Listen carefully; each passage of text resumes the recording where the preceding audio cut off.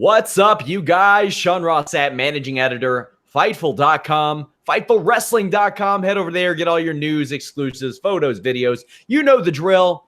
We're one of the fastest growing wrestling websites in the world. We have new exclusive news, behind the scenes news all the time. Have a bunch of stuff from All In. Just head over, check it out. If you haven't already, subscribe to us on YouTube. Fightful Scraps is our clip page. Check that out. If you want additional premium podcasts, for example, I had a request from a subscriber today in one of our higher tiers to review a Royal Rumble match, Chris Jericho's ladder match at Royal Rumble 2001. Did alternate commentary on that. Not exactly the kind of match I would usually pick because one of the participants involved, but the subscriber tier that he subscribed to gave him that ability to pick that match, so I did it. We're dropping dark match commentary this week. Got the Q&A show that hits this week. Lots of cool exclusive content on Fightful Select. But if you haven't, head over to Fightful.com. I have a new feature called Making a Finisher, where I explore the anatomy of a finishing move in wrestling, why they picked it, who they do it best to, any issues that may have come along with it, how they modify it. My first guest is Adam Hangman Paige, who you all saw win with the rite of passage on Saturday at All In. Check it out. I'm really proud of that. And if you're a subscriber to Fightful Select, you got that stuff way early. Of course, we do have a contest going on, DVD giveaway. Comment on any story or any YouTube video, rather. You're entered to win. Lots of cool stuff at Fightful.com. We want to give back to our friends here. Man, I am fumbling all over my words. It has been a long week. I'm joined by Alex Palowski. I'm capping it off. Right now, Alex, is my wedding anniversary. Yesterday was Labor Day. The day before, my wife's birthday. The day before that, All In. 2 days before that, my birthday. I'm run ragged. Yeah, I can tell. Got the bright lights. Got the 4K camera. 4K. You people can see me in beautiful 4K. Man, I keep doing it for you guys. Everybody keeps, Jimmy Van, you need to buy Sean a better camera. Well, we got 4K. Hope 4K. You enjoy it. This is what you got to live with now. 4K and the wide-angle lens. I was telling a little behind the scenes here, guys. I'll go ahead and I can probably show you all the original angle. I'm sure, you know what? We'll do it since you guys are loyal. Here's what it looks like. Well, I can't pull it up now. I don't have the option. But it's a little bit tighter on the old camera. So now people can see that I give love to Toronto. They can see my little maple leaf of syrup up there.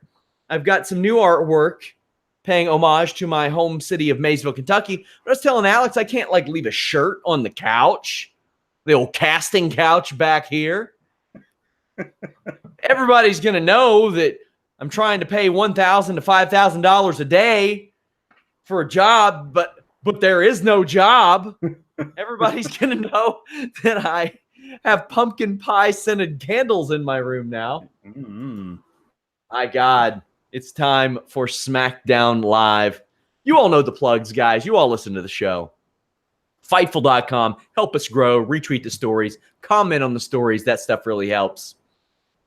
We got Smackdown Live. I got to say, the use of R-Truth tonight, I rather enjoyed. Didn't necessarily enjoy the match so much, but I like the behind the scene or the backstage R-Truth stuff, especially the payoff.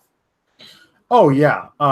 There's the payoff is over several months of him just being complete and utter doofus. No. Long con, baby. He's working all the angles. He's 2 steps ahead. 5-dimensional chess, man. That's R-Truth. That's the guy we know. I really enjoyed that. I liked the payoff. Let's go ahead and get into it. Daniel Bryan and Brie Bella come out to watch a video of Miz and Maryse speeding them up. This is a thing that WWE got away from for years, and I was super happy, where they bring out people to the ring to awkwardly watch videos of themselves. And for years, they would have Dean Ambrose throw to a video. He'd be like, and here's what happened to me last week. Yep. And it was like him getting stomped in the head. And I'm like, that's weird, man. Why would that happen?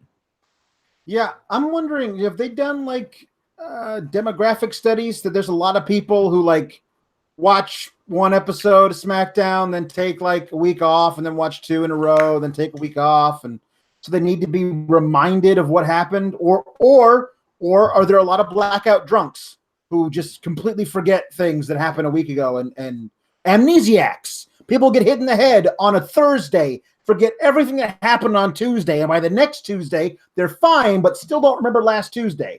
Like, there's a lot of stuff that I feel like we all kind of get it. And even if not, you can do a previously on SmackDown and do like 20 seconds of footage before the show starts. They don't have to waste time of the people in the audience who are sitting there just watching a video as opposed to getting to see, things happening. There are some situations, like I talk about this on the Fightful Select Weekender podcast. I review Ring of Honor, Impact, Lucha Underground every week on that on FightfulSelect.com.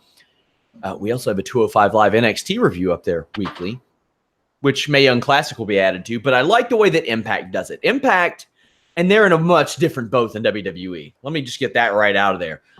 Impact has to take 3 or 4 days consecutively, and they know that their audience is going to be tired. A lot of the same people are going to those shows. And we're talking 12, 13 matches. So what they do, if they got a promo, they're probably filming it backstage.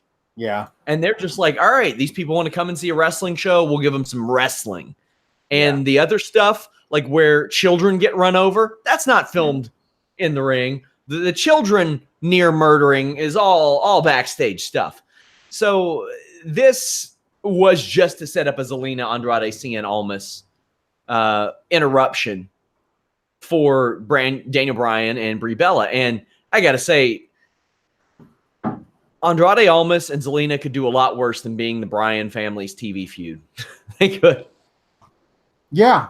I mean, yeah. I'd much rather just watch Almas versus Daniel Bryan in a real honest-to-goodness feud than have them be like the other guys involved in the Miz thing, which if it's Miz versus Daniel, fine, that's cool, whatever. I'm not loving the Brie mode stuff. How is she on both shows? I don't know. They should really mention that, because after last night, I'm not sure she should be on any show. Oops, did I say that out loud? Well, Bella and Bryan don't want to wait for Hell in a Cell. They get interrupted. Almas is not the strongest English speaker. They have Zelina there for a reason. Yeah, why don't you utilize her instead of doing it for the Detroit? Better, yeah. Why don't you dress her in Authors of Pain gear and have her come out with them?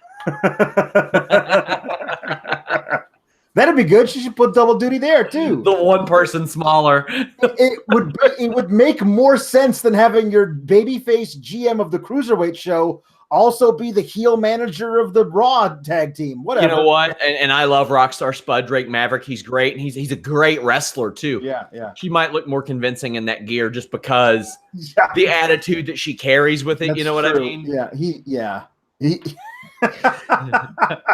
he does look like the assistant manager that who decided to dress up for Halloween this year. Hey guys, somewhere Kurt Angle is like, thank the Lord he's wearing those, so nobody else posts my picture anymore.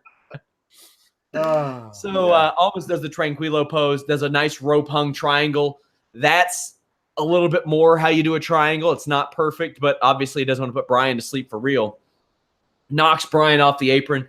Almas misses this knee in the corner, which is becoming a go-to spot for him, and it looks really good. I think that he should maybe take a few weeks off from it, though. Yeah, I think you can use it sparingly. I think you can use it when it's important. Like if you get in a pay-per-view match and that's like the turning point, that's a thing to actually use to tell the story. Doing it 2 weeks in a row, there's no way to control that. Like, you go over the top rope and you land wrong, then you're out for 9 months. Like, it's just not worth it if you're just doing it every week on SmackDown.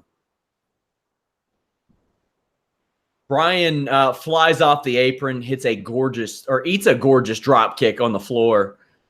Bryan almost went full Brie mode on that suicide dive. He did. And then we see a super Frankensteiner during the break. CN Almas hits a double moonsault, which is where he goes for a moonsault, lands on his feet, and then does a standing one. These two guys are just made for each other, Alex. Yeah, I understand that if you're not in the U.S., you don't get to see the little picture-in-picture during the commercial break stuff. So I don't know what Almas and Daniel Bryan have against the rest of the world, but they're doing some of their best stuff during the commercial break. Like they're not slowing down at all. Usually that is like you just get to like watch a picture-in-picture of a rest hold, but not these two guys. They're like, let's just keep going, 90 like full bore. Yeah.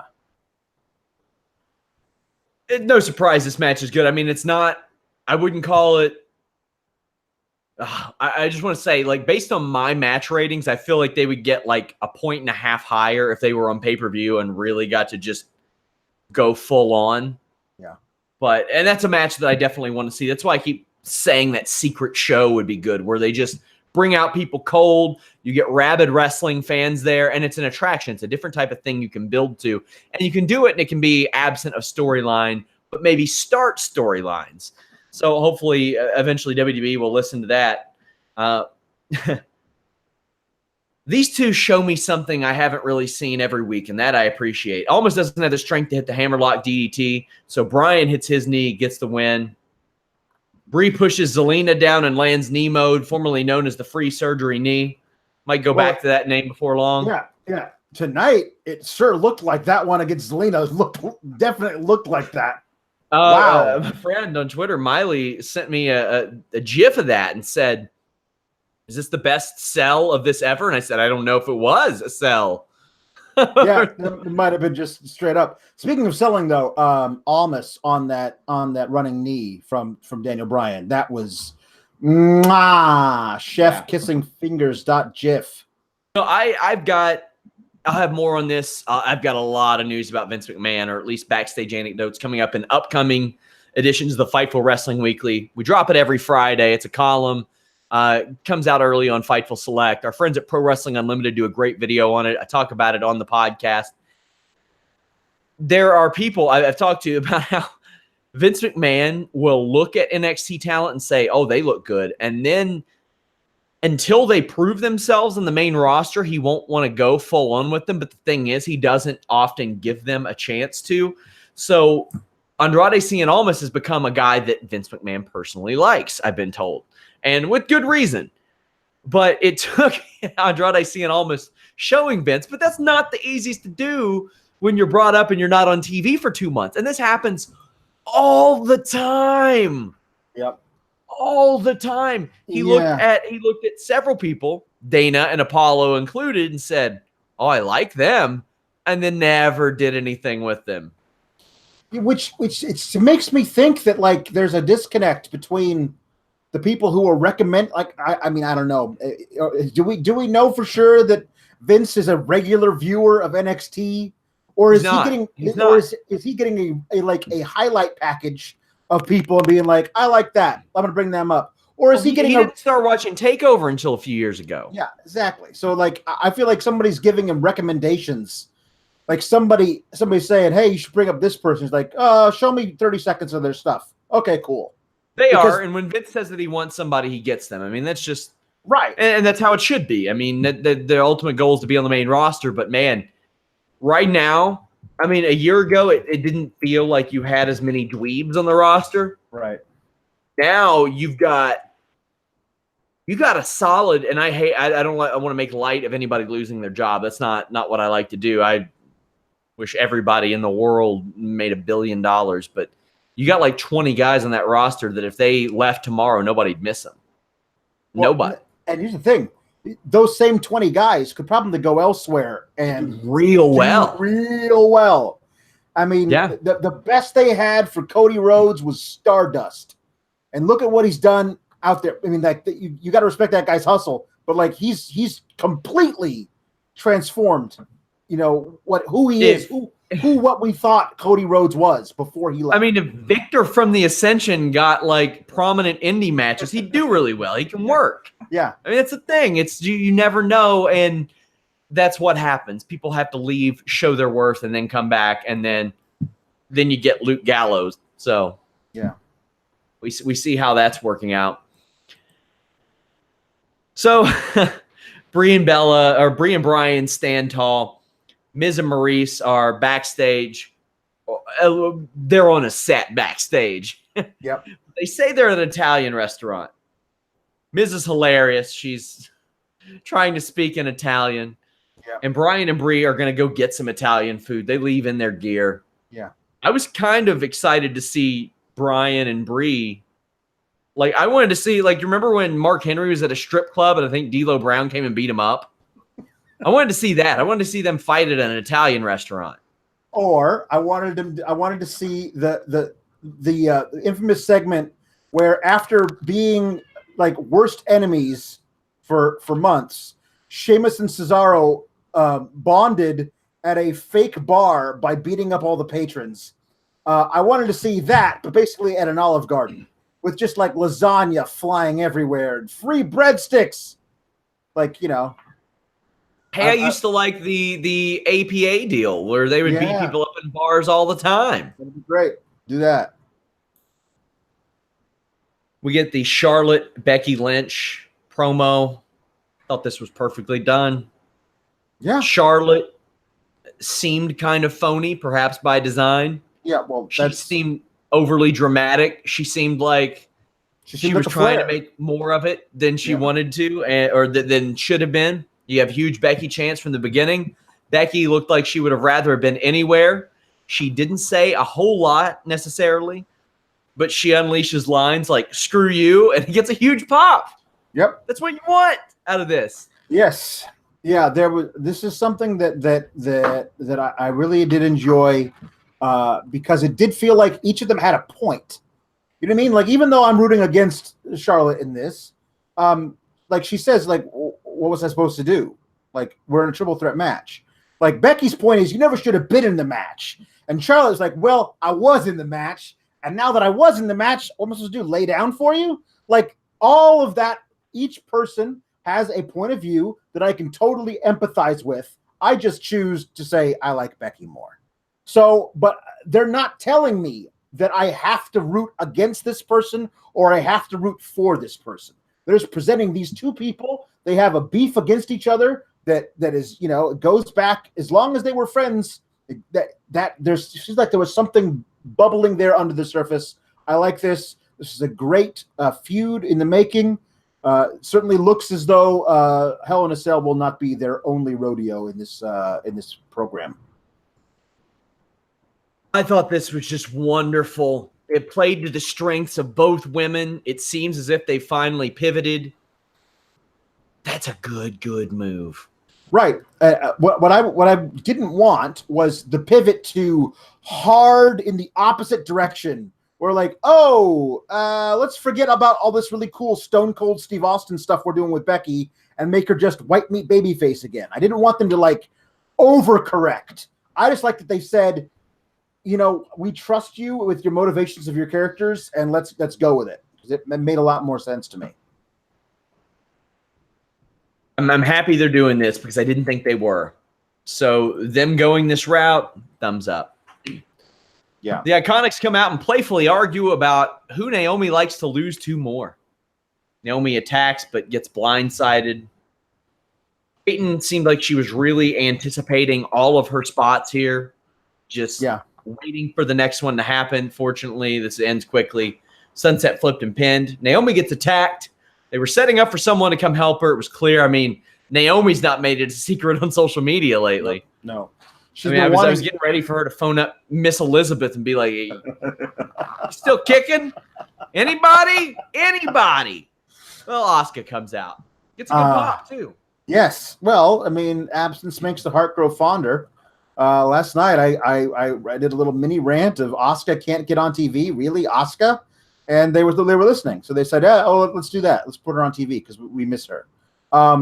Although I will say, when Naomi was out here, like actually soliciting for tag team partners over the weekend, the one that had me the most intrigued that would never, ever happen was where she asked Bianca Belair to come be her tag partner. And Bianca Belair's like, absolutely, fam, I got you. Where? Tell me when and where. I'll be there. And I was like, oh, please.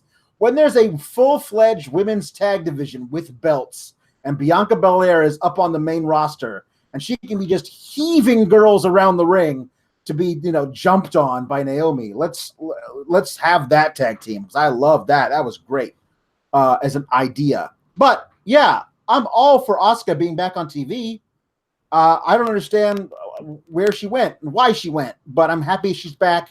I also do like the Iconics. I like how annoying they are. I like that they're getting that heat on purpose. It feels like to me. I also like May. Anna Bauer can our old fan Anna Bauer can tell you how ridiculously over the top those accents are. Oh yeah. I was when we had Anna on every week. Yeah. Now keep in mind, Anna spent some time in America too, and I'm sure that her accent kind of dissolved a little bit, but yeah. I don't have a lot of Australian friends, and I was kind of amazed at how little of an accent that most people from there have. But hey, turn it up. Yeah. Why not? Yeah. Turn it up for TV. Anna never would for our show. She didn't care enough about all you people. But I do. And that's why I turned up my Australian accent, Alex. Oh, yeah? As you learned. Asuka beats the Iconics' asses like she had 2 months to think about it. We get some promos for old Heck in a sec. Jeff Hardy does a pre-tape promo. Now, I've been told this Hell in a Cell match is largely a favor to Jeff. Like, here you go, sport. Jump off of something fun. Well, I knew it was like on his bucket list of things he wanted to do before it was all over. And to me, that makes it even more dangerous. Like, oh, well, at least I got this on my bucket list. That's the last thing. Better go out with a bang. I've been worried for this dude's safety for 20 years. So we'll see where this goes. But there's a lot of like why are they doing these two guys in the Hell in a Cell? Like, why not? Just, fine.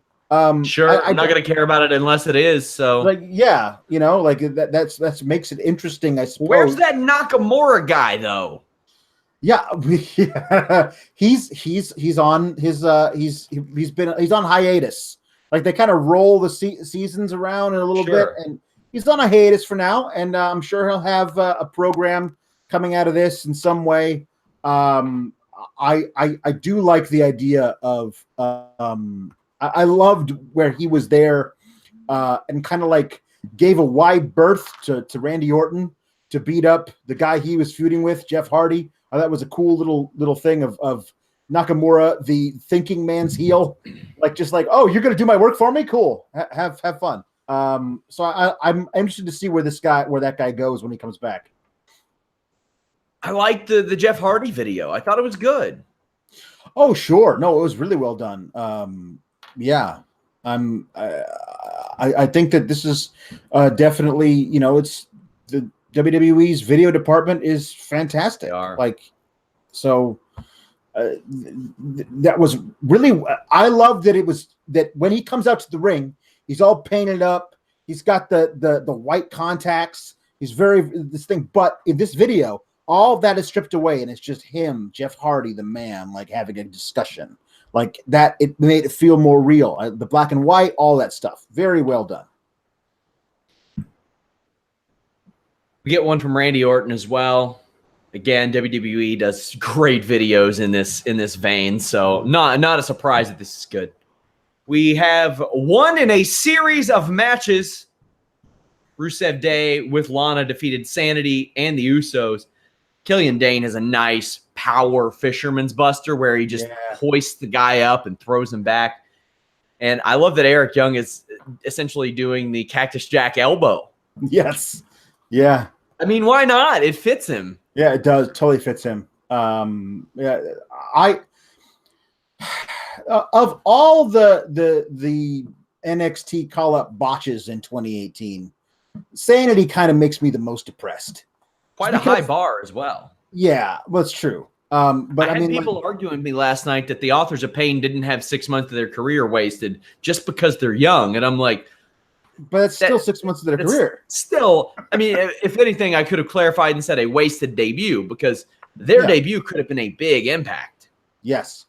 Yeah, absolutely. Like, imagine if during the shit that happened last night with the Shield, the Shield beat up everybody, but it's Authors of Pain that come out and send Rollins into the side. It's a wasted opportunity. Yeah.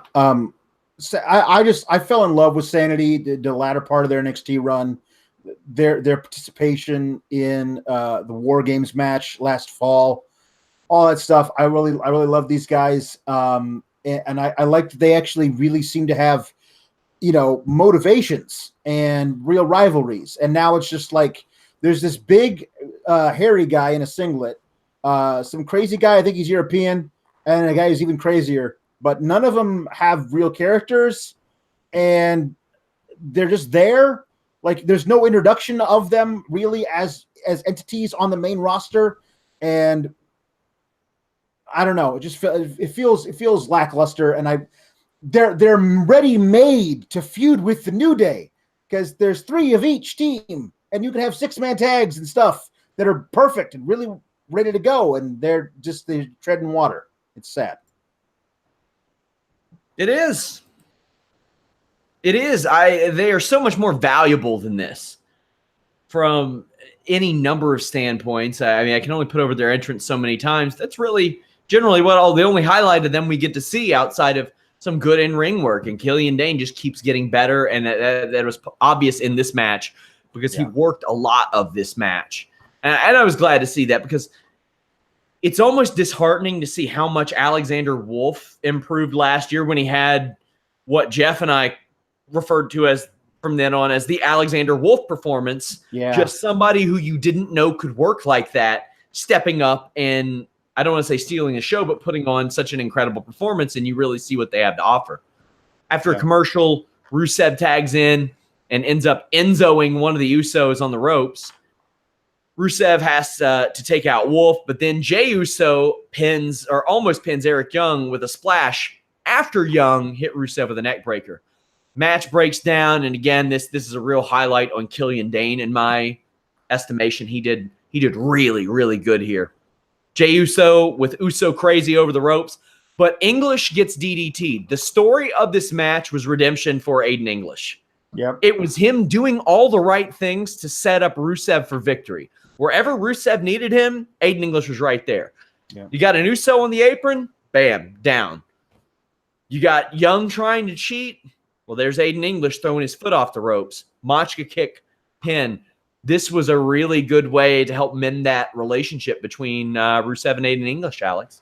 Yes, and because it is WWE, I have full confidence that next week Aiden English is turning heel on Rusev or vice versa because we can't have nice things. Because we begged them the entire time they were teasing this dissolution of this team. Please, they're great together. Don't break them up. And now it looks like they're solidly back together. Aiden English had a rap battle about it with himself as he came out. Like, it was really well done. It was like, we're all back together. We're one big happy family. Yay for Rusev Day. Oh, isn't this great? And then, like, yoink, we're going to pull the rug out from under you next week. That's what it feels like to me. I hope I'm wrong. I love these guys together. They're great. Aiden English is a totally underrated worker. When Simon Gotch got the boot from WWE, I thought Aiden English was dead in the water. Me too. And then I had people backstage saying, oh, they're going to run with the singing gimmick. And I said, But the thing about it is the singing gimmick totally works as part of this deal. By itself, it would just crash and burn. But it really works here. And I love that they're a total oddball tag team. Like, you would not think these two guys would work together, but it totally works. And I'm happy they won. Listen, you could totally convince me that next week they beat the Bar and get a championship shot at Hell in a Cell. You could totally convince me of that because it would be a lot of fun. Rusev in the ring with Big E would be just a treat. Like, that would be a lot of fun as part of that match. However, one thing we do know, according to WWE, who have already released the fact that New Day will be facing the Bar in Australia. So we already kind of know, because it's a glorified house show probably, that New Day's probably winning at Hell in a Cell. So thanks for spoiling your own Or the Bar could win it, Hell in a Cell. That's true. That's possible as well. Although, as we learned earlier this year, no, it doesn't. Yeah, exactly. Because that's what we thought going into a lot of stuff leading up to the Greatest Royal Rumble, and nah. Oh, I was connecting dots like I was friggin' Woody Harrelson in True Detective, man. I was like, they could do this, then swap this, but then they could take it back over and do the mandatory rematch, and then this one switches back over, and they're like, no, we're not going to do any of that. No. Lowest the bar, just let's just do the laziest shit possible. Oh, as lazy as we can get. Yep. The Bar come out, giggle and tease. Samoa Joe comes out and hits us right in the Wendy's. He says that his actions have forced AJ Styles to care about her and says that his promise has been fulfilled to Wendy. I love that line. Yeah. That he forced AJ Styles to care about his wife. So, in all, he's a winner because he kept his word. Sure. No, that's fantastic. Yeah. And he thinks AJ Styles is at home. AJ Styles is not at home, Alex. That's true. He's not. Samoa Joe's just so great at this kind of psychological stuff. It's fantastic. As I said last week, he has his regal, his thing to scream or shout or intone in some way. That was his deal in NXT, where he would just come out and start every program by yelling "Regal." Wendy is fantastic as a thing to say, and somebody made a very good point on Twitter. I can't remember who it was. That it's a good thing her name was Wendy, because that makes it's a really good name to say in that way. Yeah. If her name was like Patricia, it wouldn't work. So nope. AJ reached 300 days as champion. Yeah, man. One of only 12 men to do it. Or not 12 men. 12 times it's happened. Can you imagine thinking that? Like a year before he debuted in WWE, saying, at some point he's going to be one of 12 men to ever get a $300. Well, not 12 men. Here's the other names. Diesel, Hogan, Savage, Cena, Punk, Backlund, Morales, Sammartino. Wow. AJ Styles. And the next to pass Diesel, it's got to be 58 more days. But at this point, I'm pulling for AJ to get to the year mark. Yeah, me too. I would love AJ to get to the year mark. I don't know if it'll happen, but he's one of those guys, like we mentioned, almost like NXT, where Vince would have loved him if he knew anything about him. Yeah. And then he learned about him, and he loved him. Yeah. Yeah. Wild. Yeah, it really is. Like I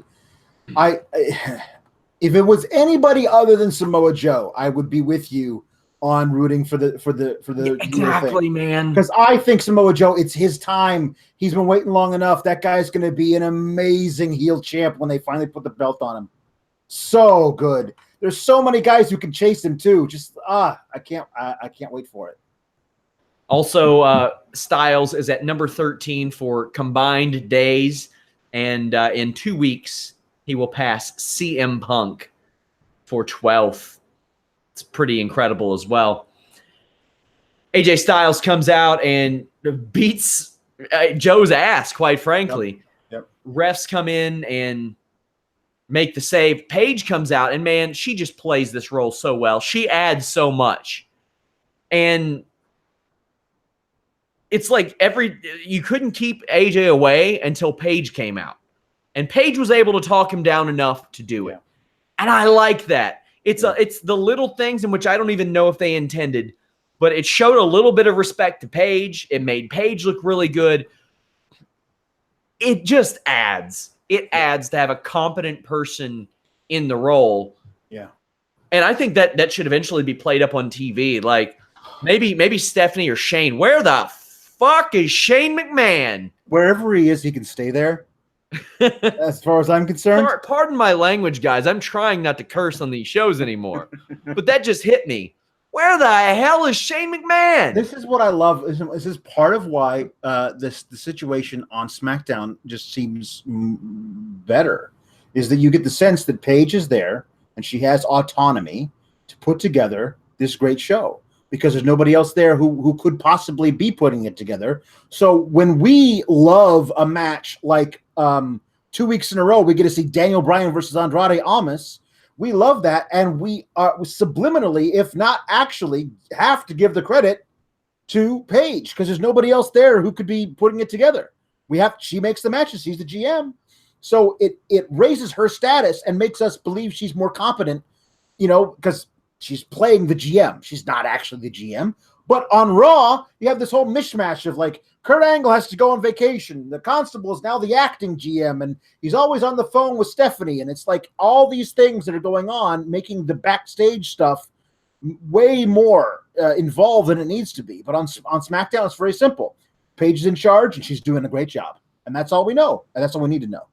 Programming notes, guys. I will have a UFC 228 post-show this Saturday. And the new look, Holy Smokes MMA podcast aired today. It's now airing at 2 p.m. on Tuesdays. Myself, MMA insider James Lynch, MMA historian Showdown Joe bring you a great look, a great inside look. It is one of the great under-the-radar MMA podcasts out there. There are maybe a couple people in the world of MMA journalism that talk to as many people as James Lynch does, so we really get his insight. Also, the List and Your Boy podcast, our flagship show here on Fightful.com, every Wednesday, 3 p.m. Eastern. I am always breaking news on that show, talking about some behind-the-scenes stuff. Jimmy lends some great business advantage to that podcast, is able to provide a look at different angles or from different angles that you wouldn't get elsewhere. Check that out if you haven't. Maybe you haven't checked it out in a while. You got to tune in to the List and Your Boy. You'll hear us loosen up a little bit on those shows. And we also have interview clips, nice segments, lots of good stuff on the List and Your Boy Wrestling podcast. Miz and Maryse later show up and tell Paige that they came to confront Bryan and Brie. Paige says, well, they left to find you. However, Paige says that Miz is going to wrestle and anybody who wants to face him will. Meanwhile, R-Truth is backstage looking for Carmella, and he finds her. Mm-hmm. At least he thinks he does. He found Maryse. Yep. Maryse is offended, Alex, that R-Truth would compare her to Carmella. Yes, that's Staten Island trash. So Miz shows up and says, stop talking to my wife. And R-Truth says, when did you marry Carmella? It's so good. It's a damn Abbott Costello sketch. It is. It's so good. Sometimes comedy sticks with what brought them to the dance, and the Abbott and Costello gag. Yeah. And then after Miz says that R-Truth hasn't been relevant in the 7 years since they've teamed, it's been 5, but whatever. For the sake of the story, 7. R-Truth says he doesn't know what Carmella sees in Miz. So good. I laughed out loud at that last one. That was so perfectly timed and written. Loved it. Loved that one. That was so good. So Truth is still backstage looking for Carmella, and Ty Dillinger's going to help him. Yep. So Ty Dillinger says she's right there. Mm-hmm. R-Truth goes up to Carmella and says, hey, where's Carmella? Later, he figures out that it is Carmella, but he wants the real Carmella to accompany him to the ring to neutralize the fake Carmella.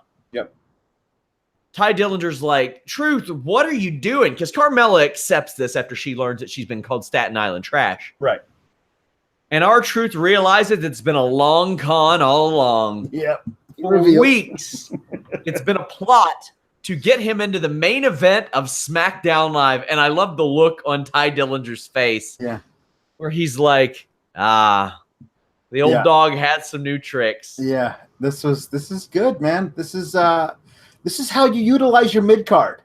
You know what I mean? Like this is something to do. Give him something to do because it's amazing. You've given so few people on Raw that are given anything good to do. At least this is something, and I thought it was funny, and it advances one of your main event stories. And if you don't have him on TV for 3 weeks, that's okay. That's fine. He can come back and do the same thing. And I erroneously predicted a 2-month banishment from TV for Carmella after she lost her rematch. she's continuing, and thank God she is. And it appears as though if this thing goes over like I think it did, that they might keep R-Truth and this storyline going around. Besides, keeping on Mixed Match Challenge. Mixed Match Challenge was announced, like, to me, out of the blue. Like, I didn't know it was coming back. And it's unlike last year where they were like, hey, everybody, vote who gets to be partners. They were like, here are your partners. We're just going to do this now. We're not going to – it's happening. And wrestlers didn't like that last time, I was told. Right. Yeah. And I wouldn't either. But this makes sense. I like this a lot. A lot of the pairings that we kind of hoped for last year are actually happening. Like Finn and Bayley, people were wanting that and they didn't get it for some reason. Now we got it. Our top ones from last year, Braun and Alexa back together. Now they're both solidly heel. So, apparently. So that'll be different. And the champions, Miz and Asuka back together. The one that doesn't make a lot of sense to me right now yet is Natalya and Kevin Owens, because we have yet to see what I believe will be the Natalya heel turn. And once that happens, then it'll make sense. Jimmy's been pushing a new age Team Canada. He's been pushing it. He's like, you got a lot of Canadians doing jack shit on that show right now. Why not? Get it done. So I hope that Maryse costs Asuka and Miz in like a jealous rage. Oh, that'd be nice. Miz and Maryse trash Bryan and Bella and call them out. They get Carmella and Truth instead. This is a very slow-paced match. R-Truth's offense still looks good, but it's real slow. Yeah. And that's the thing. He's starting to show his age. And Miz's kicks looked like trash. They were real bad tonight. The worst I've ever seen them. Yeah. No, it seemed like he was, I want to say pulling his punches, but yeah, it did. Kicks. Yeah, it did not look right. I didn't know. It didn't make sense to me. So Daniel Bryan's music hits. R-Truth pins Miz. So R-Truth gets a win. It's a big win too, but it's a reason for Miz to be angry. Bryan runs in and attacks. Almas and Zelina attack Bryan and Brie, but get fought off. So we're going to probably get a Brie and Daniel Bryan versus Zelina in Andrade match. Sure, fine. Yeah. It seems like we're getting, for this evolution push, more Diva era style wrestlers. Does it not? It does. And I'm just thinking about it more and more since last night. And Mickie James is a current part of the roster, but it's also a bridge back to a different time. I don't need when you've taken all of your ultra talented women who can't get into programs on your regular shows because your regular shows are dominated by the men. You can actually utilize them and put them in great matches on this one night, and put them in a call up a couple, have a cool bridge, to have one from Raw and one from SmackDown and one from NXT in a triple threat, and it's just for bragging rights. That'd be kind of fun. Why do you do that? But instead, I gotta watch Old Timers Night, and I'm not into it. I want to see the women right now who are making the evolution, not the ones who legitimately facilitated the change. This is the thing. Nikki has improved a lot. Okay, I will say that. She's improved a lot. She's put in the work. But the Bella twins are what we had to evolve from. Yes. That was what was going on there. They're the bridge back to the time where they were getting 30-second matches. Nikki improved when she had to. Yes. But it's at the same point, the evolution is from that. This is evolving into the future, not this thing of we can celebrate our past, sure, but it feels like we should be celebrating our future more in this particular event. That's just my 2 cents. How about Carmella trading in Enzo and Cass for Ellsworth and R-Truth and her career thriving for it? Yeah. It's fantastic. Fantastic. Yeah, I've got a lot of people hitting me up about the taping announced for December 29th. We reported that literally 6 months ago at Fightful.com, you guys. 6 months ago that they weren't doing Christmas Eve or Christmas this year. Talent were not happy. The families were not happy. It caused some strain with some families. And even though WWE managed sellouts, they looked at things and they were like, maybe let's not do that again, at the urging of their talent. And I think USA Network may have had a little bit of say in that as well. But yeah, guys, you all got to check out the Fightful Wrestling. It's an article called WWE Lawsuit Reveals April 2018, March 2019 touring schedule. Yeah. So when was that published? Oh, let's see. March 28th. Yes. And we have a big gap. Christmas Eve news. You got to be paying attention to Fightful in March. Because that's how early we break the stories, people. Yes, they're not running anything from the 19th through Christmas. And then they have double booked dates for 26th, 27th, 28th, 29th. And they have a single date for the 30th. Then they are off again for a week until Monday, January 7th. Maybe the locations are different, but dates were always there, Playboys. FightfulWrestling.com. We got dem scoops. It makes more sense to me to run it in the time between Christmas and New Year's because all the kids are still on Christmas break. They all got you can buy them the tickets as Christmas presents, and they can be like super excited. Tomorrow we're going to see Roman Reigns. Hooray! Like this is a thing you can actually do and push in that way, as opposed to, hey, it's the one night of a year where we all get together as family and go to an arena and remember the night that Jesus was born. Like that didn't make a lot of sense to me. This makes a lot more sense.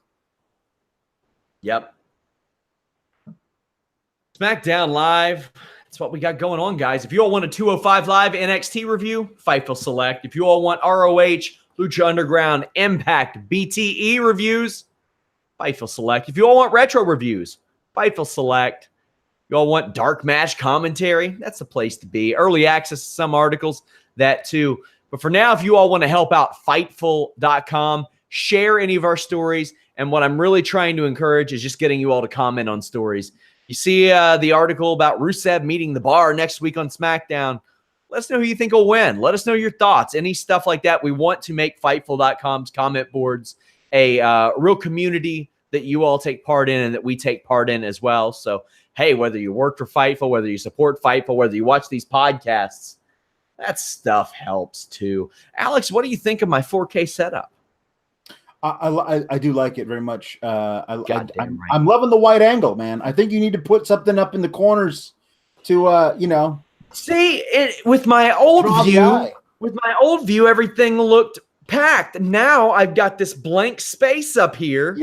Yeah. Because I had to hang this beautiful. This is actually a painting of where my wife and I got engaged, and I had to put that lower because my original camera wouldn't catch it. I had somebody just asking what all my art came from. Well, this is a WrestleMania 17 poster. My cousin gave it to me.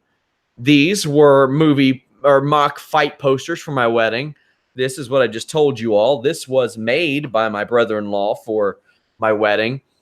These are a couple of turd-level indie championships I've won. A Brian Pillman figure in which I found from my childhood. Wow. That is a submission grappling medal. Over here, we have an NXT poster from Highland Heights. This is a globe from my childhood. And far over here is actually a fantasy boxing poster with Ali and Tyson. Yeah. And then, of course, this license plate I got in Toronto. Yeah. And let's be real, you all know where that couch is from. You all know where that couch is from. So now I have an idea of how you can fill all that negative space above your head. How's that? Giant foam cowboy hat. I actually have a foam. It's not a foam finger. Yeah. It's a foam horse head. Oh. Because, Kentucky is big into horse racing. Yes, right? Yes. But in the 90s, we had a hockey team, a minor league hockey team, and it wasn't called the Thoroughbreds. It was called the Thoroughblades. Oh, nice. And it is actually signed by Lucky, the mascot, and Electrostatic Man, the far less known mascot. But I have some foam on the walls. I'm gonna need you to wear that on Monday night. No, I can't wear it. It goes on my hand. Oh, I see. I'll bring it on the air Monday night. Yes, do that. That's what I'll do. This is what happens when we have extra time. We're like 46 minutes deep. People said a giant SRS fathead. Nah, guys. I'm not putting my own face on my wall, but I mean, you kind of did. Kind of did already.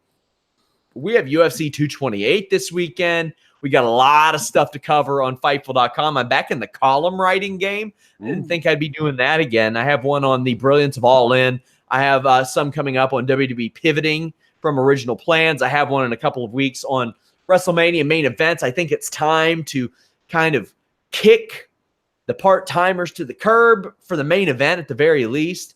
Yeah. We have pros picks for 228. Lots of cool stuff, man. Oh, hey. People keep asking me, upcoming people for this making a finisher. I got Raven talking the even flow DDT, Gangrel the Impaler DDT, Stevie Ray talking all of Harlem Heat's moves. Cool stuff. What do you got going on, Alex? Well, I was just wondering. You mentioned the part-timers thing for Mania. What do you think of this rumored The Rock versus Roman thing? I think it'd be big, but I mean, I think people are smart enough to realize what's going down here. And I like what Seth Rollins says. He says, I would rather it be Seth Rollins versus Roman Reigns. Well, yeah.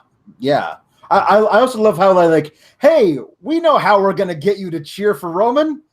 Put him in the ring against the most popular guy in wrestling history. Maybe, arguably, the most popular guy in the world, period. I just want to see them try it to see how badly it fails. How many people these days are going, The Rock? Fuck that guy. That guy sucks.